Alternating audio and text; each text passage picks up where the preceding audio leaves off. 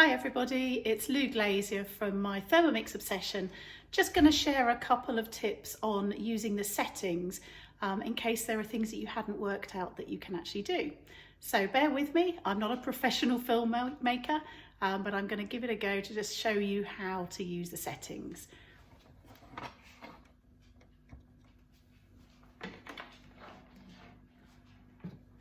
Right, so when you put your Thermomix on, you come to the home screen. To be able to access settings, you need to find the three lines top left-hand corner of your screen, press those, and it will take you to the main menu. You can see the fourth option here is settings. So if I click on there, when you first set up your Thermomix, you've obviously put in your language, your country, etc., and you've connected to Wi-Fi. Bluetooth is important to have switched on if you are using any of the accessories like a Thermomix Friend or a sensor. And when you set those up, it'll tell you how to connect with those. And it'll also show me my connected devices. So if I click on here, you will see that connected to my Thermomix, I've got my sensor and I've got my friend there, and I can unpair them or not. Cookie dough account, you've got all the details about when your account expires.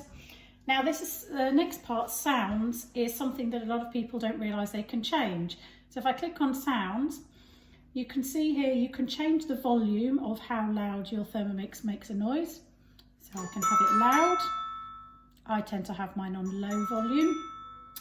And you may or may not have worked out that you can actually change how long the Thermomix tinkles at you when it's finished each stage.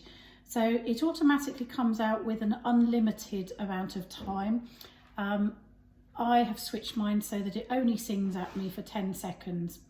You can change the melody and you can change the volume. You can even turn the volume right off if you would like, but I recommend you have it on even at least low so that you can know when to move to the next stage. Excuse me. You can change the display, you can change the layout of the keyboard. I've got mine on English QWERTY keyboard. The next two functions are really important, or well, certainly the first one is transportation mode. Transportation mode is really important if you're going to be moving your Thermomix about.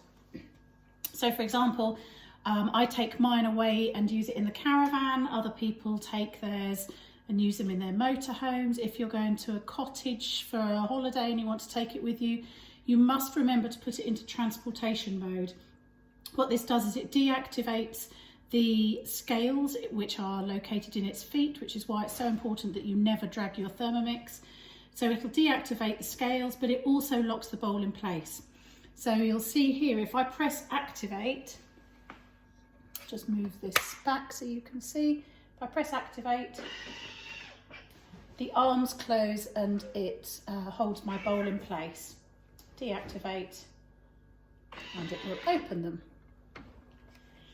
Excuse me. Right, and the next one is pin lock. I find this really useful if I have people staying at my house that haven't been shown how to use a Thermomix. So if I have house sitters and I don't want them to use my Thermomix, or if you have young children who have a tendency to play with anything that looks like a screen, you can press the pin lock and you can set a pin so that every time you put your machine on, you have to unlock it before it will work. And then system of measurement, you can see I've got mine set to metric. That's for if you're doing anything manually. If you are following a recipe and it might be in imperial measurements, it will automatically switch itself. You don't need to do anything to change it on there. This is literally for if you're following things manually. So those are the settings. I certainly think that being able to change the sounds and the volume would be useful, but also please don't forget, if you need to transport your Thermomix in the car or you're taking it away anywhere, please make sure you put it into transportation mode.